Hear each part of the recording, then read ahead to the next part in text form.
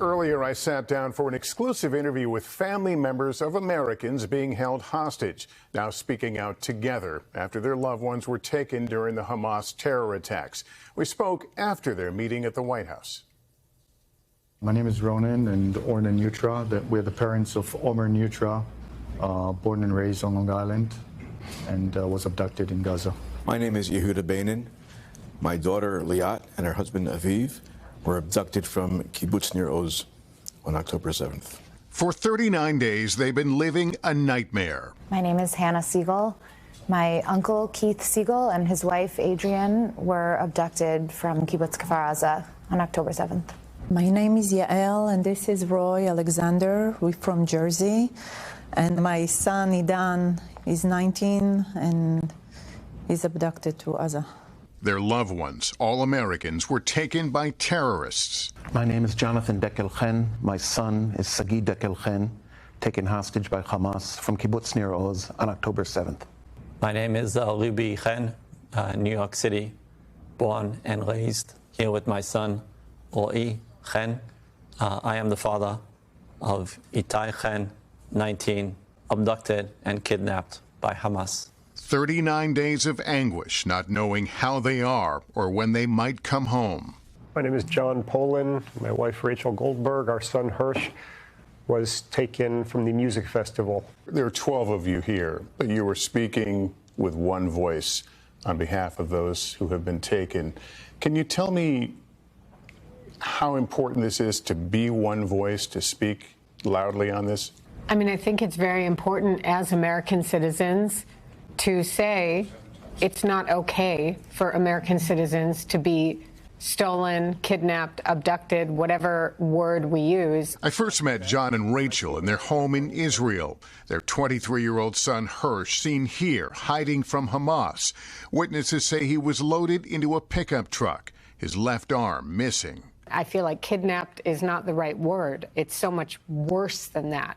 When our son is dancing at a music festival, has his arm blown off, and is taken, all of us together, our children, our loved ones, our American citizens who were wrongfully taken from where they were and for 39 days have been somewhere in Gaza. Their kidnapped loved ones are neighbors, mothers and fathers, even a 3-year-old girl. My name is Liz Hirsch Naftali, and I am the grand aunt of Abigail Mor Idan, and she's 3 years old, and she was abducted from Kibbutz Kfar Aza after her parents were both murdered. 3-year-old Abigail saw her mother killed, then her father, too. Abigail was in her father's arms, and as they ran, a terrorist shot him and killed him, and he fell onto Abigail. Abigail's 6- and 10-year-old siblings somehow got away. They saw her hiding under their dad. And then Abigail actually had crawled out from under her father's body. And full of his blood, went to a neighbor, and they took her in. Later, Abigail and the neighbors were kidnapped. The last thing we learned was that somebody saw the terrorist taking this mother, her 3 kids, and Abigail out of the kibbutz. And that's all we know. Yehuda, when you look around at this group, what do you feel? I think that what's driving all of us is a sense of hope. All of us have our own families, but now we have a new family. This is my new family. This new family now on a mission in Washington, including a meeting at the White House. Can you give us an idea of what was shared with you?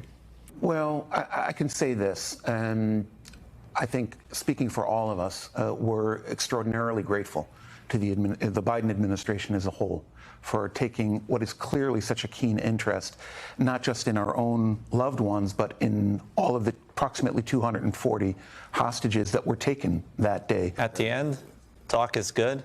We want action. It's been 39 days. Where's the action?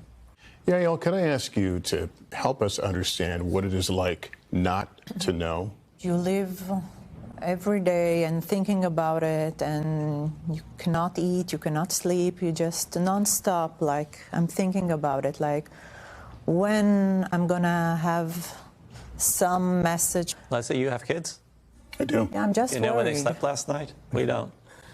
Now think about that for a second. It's unimaginable. It's been 39 days. We know nothing. I know you have been championing the idea of really embracing the International Red Cross in this. What are they doing or maybe not doing that you think they should be? We just would like to know, first of all, are these people alive? And if they're alive, are they getting any sort of basic medical treatment?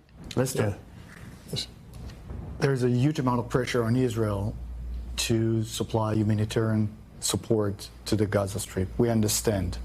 Where is the pressure to get our kids back home? Where is the pressure to get the Red Cross in? We don't feel that pressure.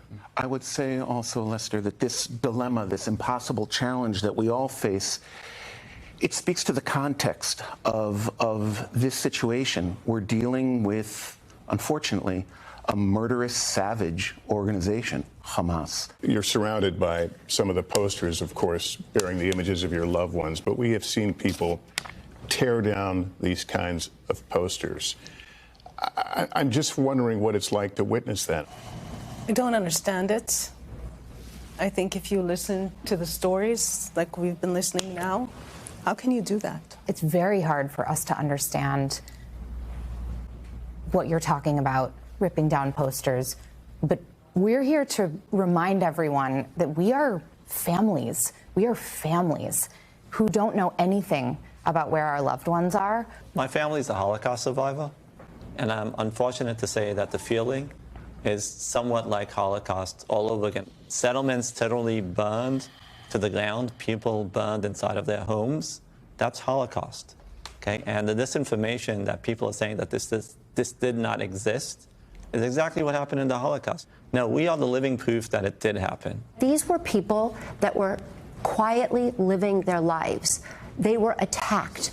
It's people that were living with heart and humanity, and it was just destroyed that day. You probably heard this reporting of a potential deal in the works, a swap of Israeli hostages for Palestinians who were being held. Does anyone take hope from that there is some movement? We're united in hope. We wake up every day hoping that this is going to be the day that our families come home. Lester, there is a sense of urgency here. There's some sick people, injured people.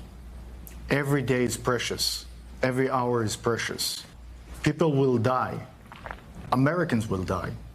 Thanks for watching. Stay updated about breaking news and top stories on the NBC News app or follow us on social media.